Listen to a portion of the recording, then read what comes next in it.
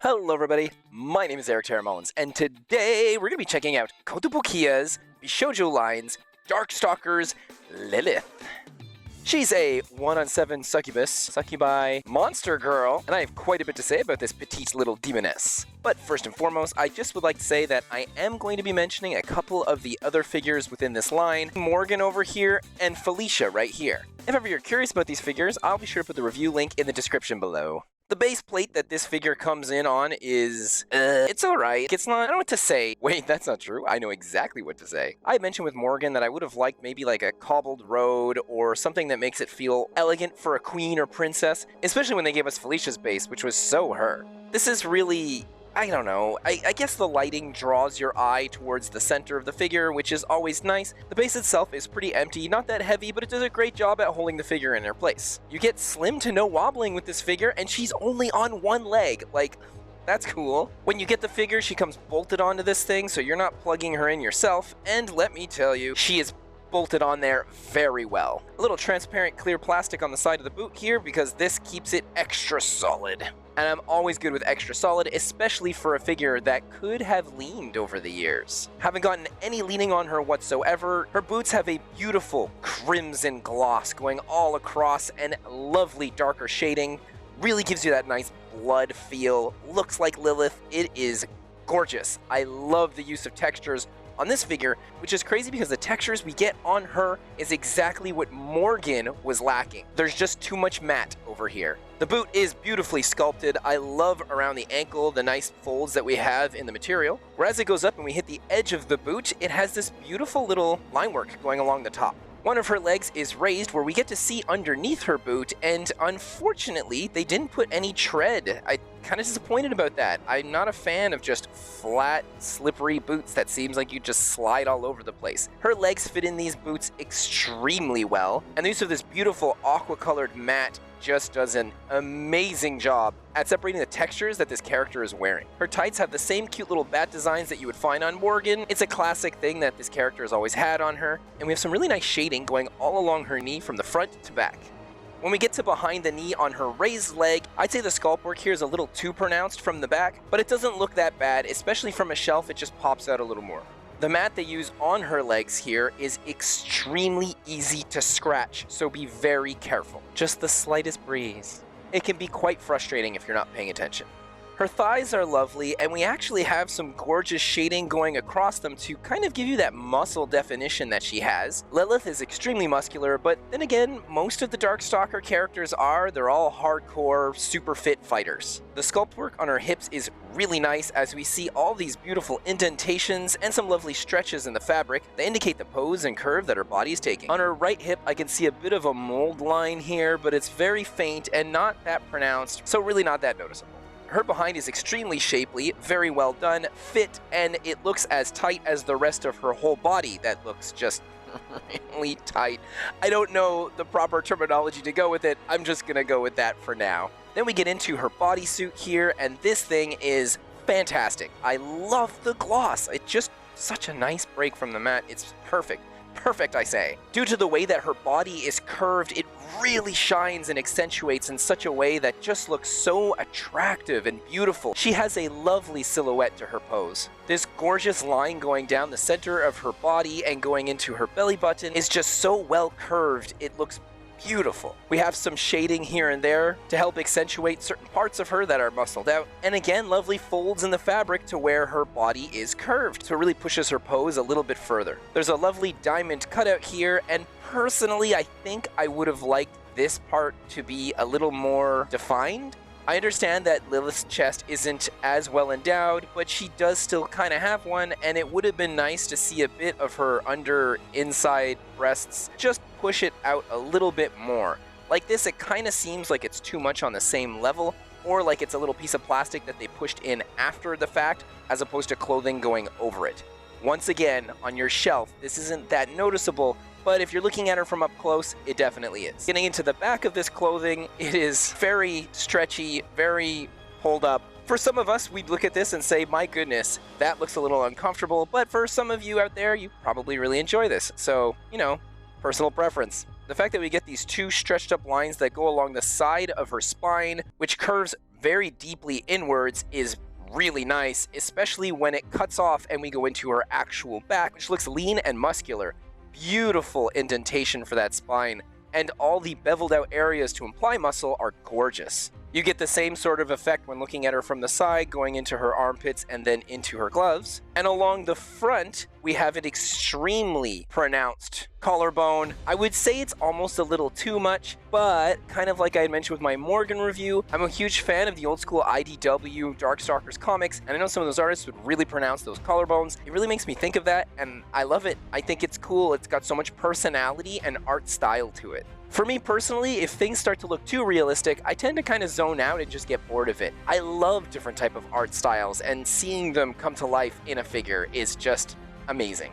And this Lilith exudes stylization in this regard. Connecting into her back underneath her shoulder blades are her lovely, beautiful wings. They are glossy, there's textures all over these things. You can see musculation going across them as well, like they feel like tiny little arms that she could just move these things around, clawing, maybe to help her even climb things. She could wrap them around her. On the outside, we have this gorgeous texture. It almost feels like scaly, like a rugged bat skin. While on the inside, we have a different color and we have veins going along. And then her little talons coming out at the end look cute, adorable, rounded off. And we have some lovely cold shading going on them. Very nice. Her feathered poof material fur so-and-so that's connected along the top of her bathing suit piece and going around her shoulders is pretty nice. It's done with a transparent white frosty plastic where they put a couple of lighter white paint on the edges here and there to give it more depth.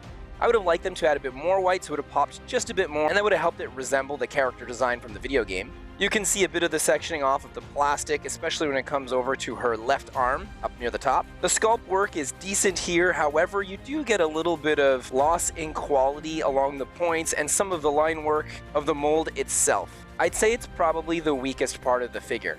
It's not awful, but it's not amazing. It's just like, whatever.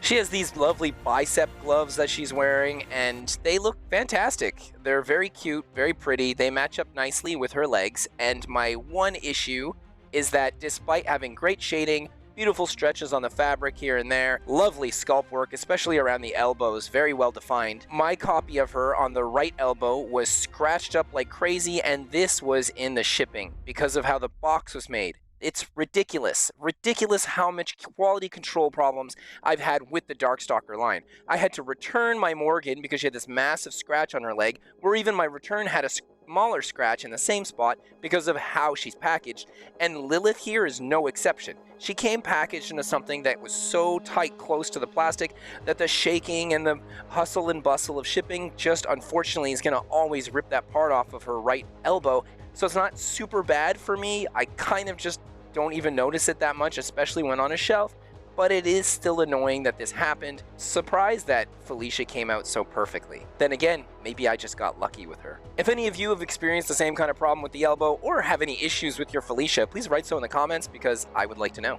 Being informed on these sort of things helps me make better videos in the future.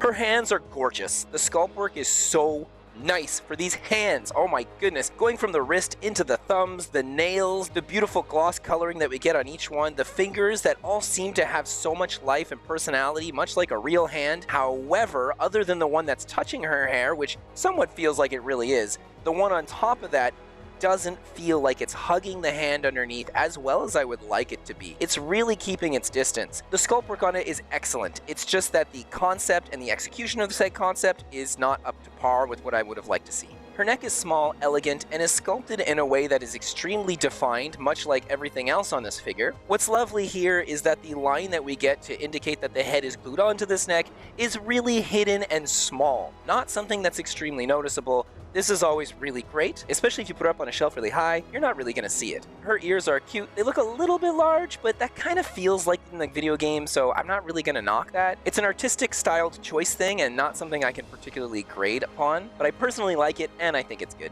Okay, so her face. Alright, I'm going to get into it here. Her face is very well done.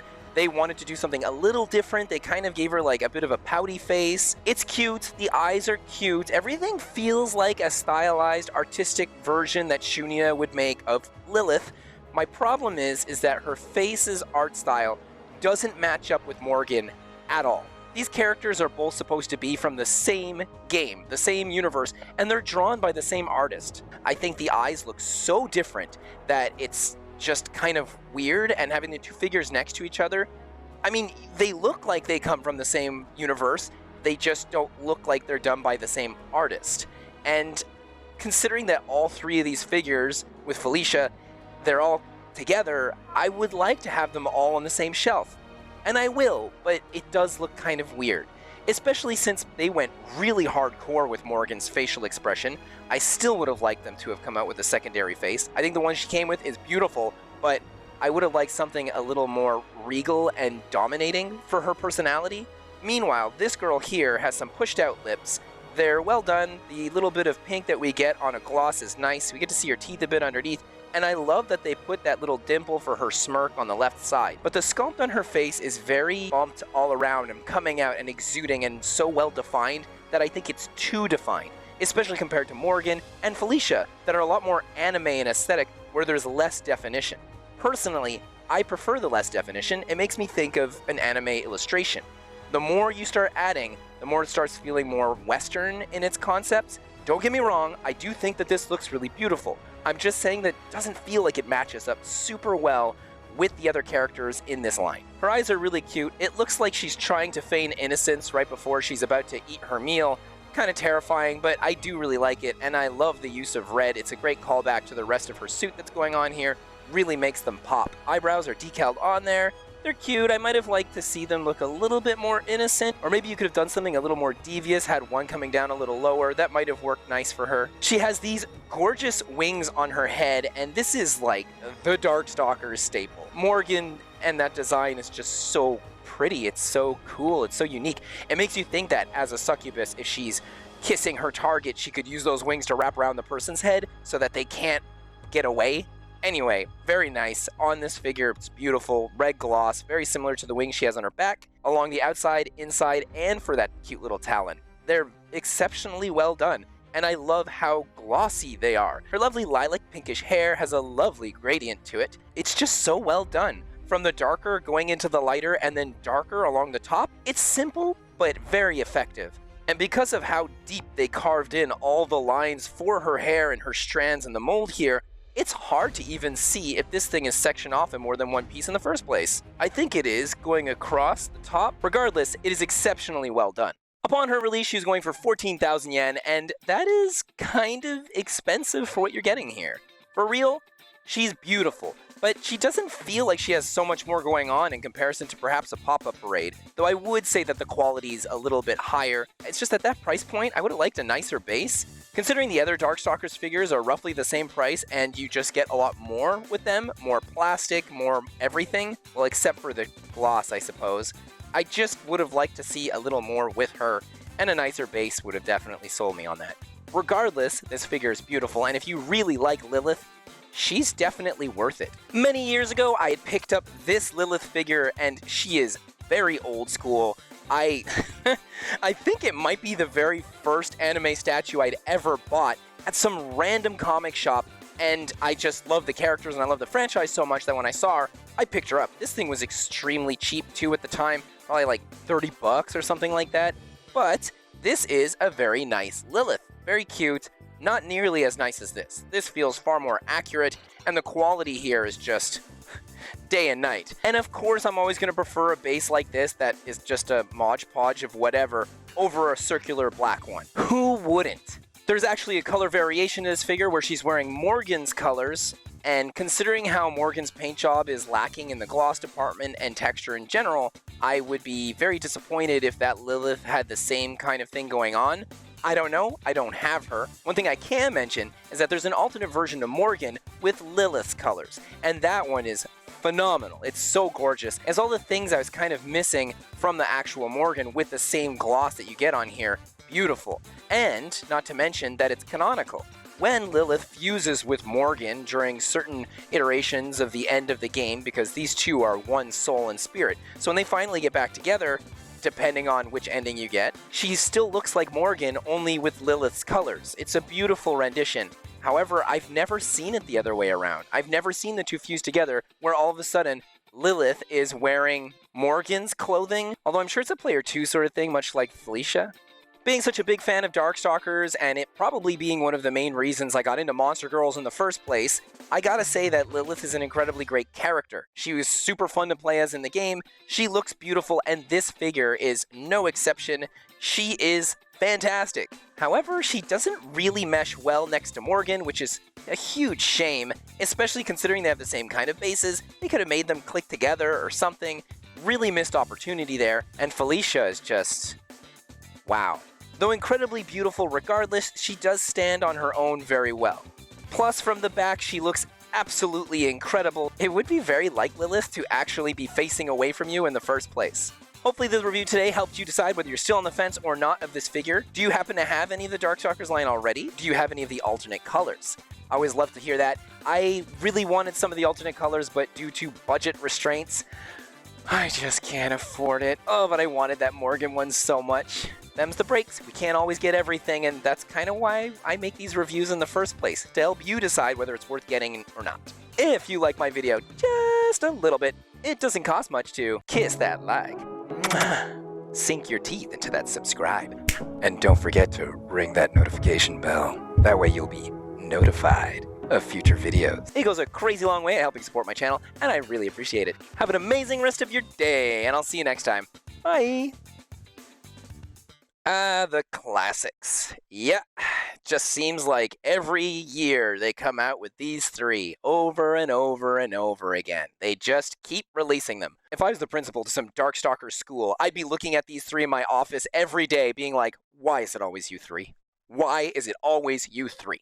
Well, school's in session, Kotobukiya, so listen up. I want Hasienko, I want QB, and I want BB Hood. I especially want QB, but I know a lot of you out there really love Hasienko, and BB Hood is pretty awesome. So I want them all. I want the last three. They almost never make figures of them. Now's your chance. Do it. Do what almost no other company does, and come out with the three other ones. Monster Girls are in. People love them, and if you do a really good job, especially with QB, and especially with Hasienko, you will absolutely get quite a few sales, because there's not enough monster girly things out there, especially truly monster stuff like Hasienko and QB. Just make them.